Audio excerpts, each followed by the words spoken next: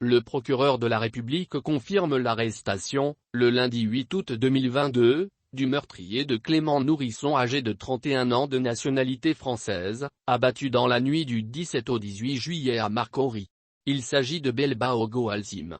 Dans un communiqué, Adou Richard Christophe annonce que le tueur sera déféré le 10 août 2022 au parquet et sera traduit devant le tribunal correctionnel en comparution immédiate pour répondre des faits de vol commis de nuit, en réunion, avec port d'armes, et avec violence ayant entraîné la mort fait prévu et puni par les articles 457, 459 3°8°, 460, 461, 462 du Code pénal.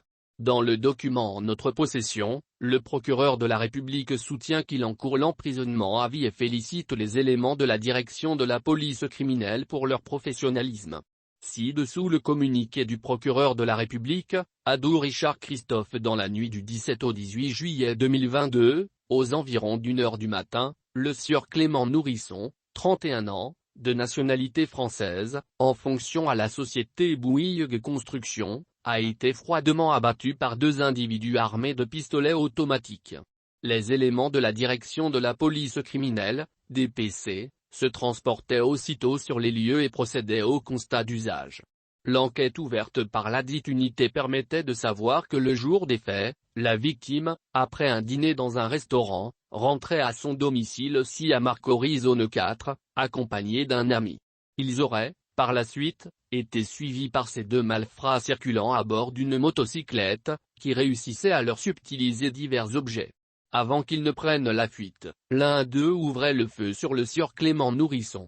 Les investigations ainsi que les auditions des témoins permettaient d'appréhender, le lundi 8 août 2022, l'un des mis en cause, en l'occurrence le nommé Belbaogo Alcim alias Cass. Sur indication de ce dernier, les officiers de police judiciaire se transportaient dans la commune d'Adjamé aux fins de procéder à l'interpellation du second malfrat, le nommé Traor Moussa. Ce mis en cause, à la vue des agents enquêteurs, ouvrait le feu sur ces derniers. La riposte des agents de police a permis de le neutraliser. Son arme, garnie de 2 munitions de 9 mm, a été saisie. Le procureur de la République tient à faire savoir que le nommé Belbaogo Alcim sera déféré le 10 août 2022 au parquet.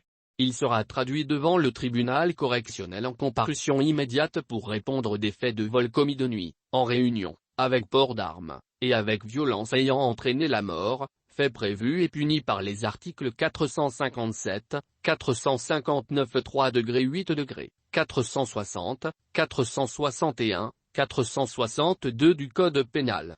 Il encourt l'emprisonnement à vie.